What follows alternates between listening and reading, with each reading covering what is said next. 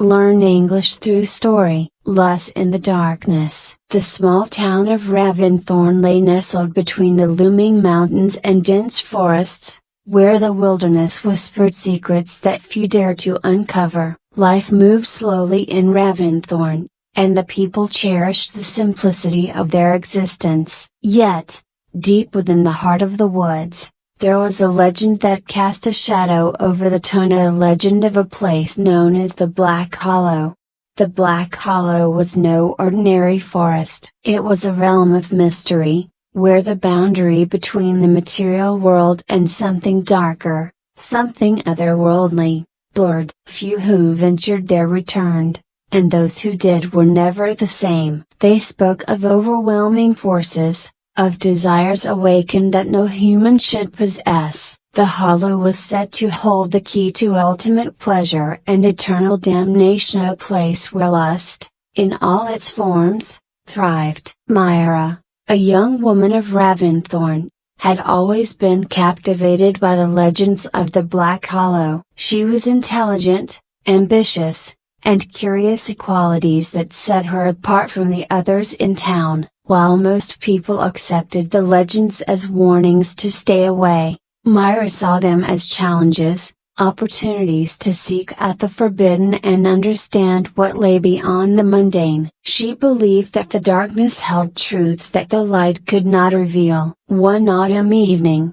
as the shadows stretched long and the wind whispered through the trees, Myra made her decision. She would enter the Black Hollow. Despite the warnings from her elders and the stories of those lost to its seductive power, her curiosity had grown too great. She had heard the tales of what people found in the hollow, visions of pleasure and beauty so intense they defied comprehension, desires so powerful they could consume a person's soul. But Myra believed she was different. She believed she could control it. With a small pack on her back and a lantern in her hand, she set out just as the sun dipped below the horizon. The path to the Black Hollow was overgrown and treacherous, winding through the thickest parts of the forest where no one had tread for years. The deeper she went, the quieter the world became. The usual sounds of birds and insects faded,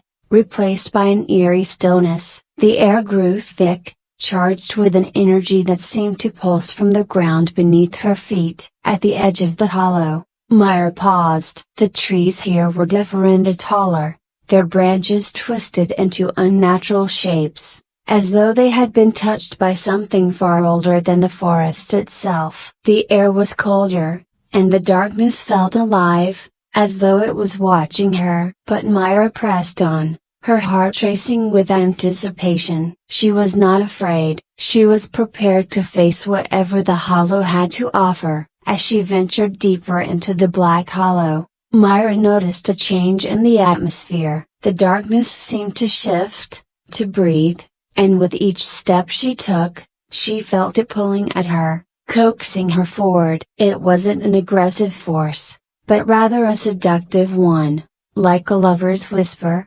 promising her everything she had ever desired. It was a warmth that began deep in her chest and spread through her body, awakening senses she hadn't realized were dormant. Soon, Myra came upon a clearing. In the center stood an ancient stone altar, covered in vines and moss. But what drew her attention wasn't the altar itself, but the figure standing beside it. He was tall and striking, with eyes that seemed to glow in the darkness, reflecting the faint light of her lantern. His presence was commanding, yet comforting, as though he had been waiting for her. "Welcome," the figure said, his voice smooth and rich, sending shivers down her spine. "I've been expecting you." Myra blinked, confused. "You've been expecting me?" "Yes," he said with a smile that was both inviting and dangerous. "I know what you seek,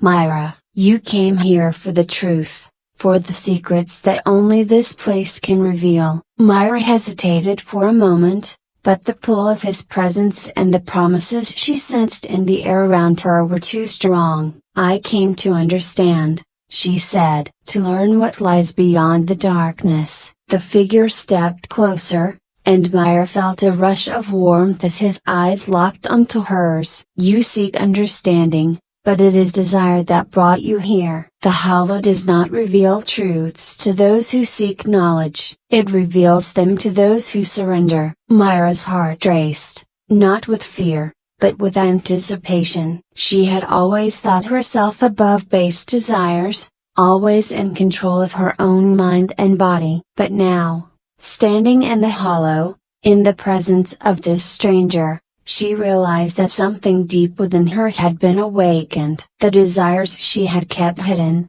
even from herself, were now rising to the surface. "I am not afraid," she said, her voice steady but soft. "Show me what you have to offer." The figure smiled again, this time more wickedly. "Then come," he said, gesturing to the altar. "Let me show you the true nature of your desires." Myra approached the altar, her breath quickening. The darkness around her seemed to pulse in time with her heartbeat, and the air was thick with an intoxicating energy. As she reached out to touch the stone, she felt a surge of warmth flood through her, a pleasure so intense that it took her breath away. Her mind swirled with images and visions of beauty and lust, of bodies entwined in passion, of power and ecstasy that defied description. The figure stepped closer, his hand brushing against her arm, and the sensation sent a jolt of electricity through her body. "This is what you came for,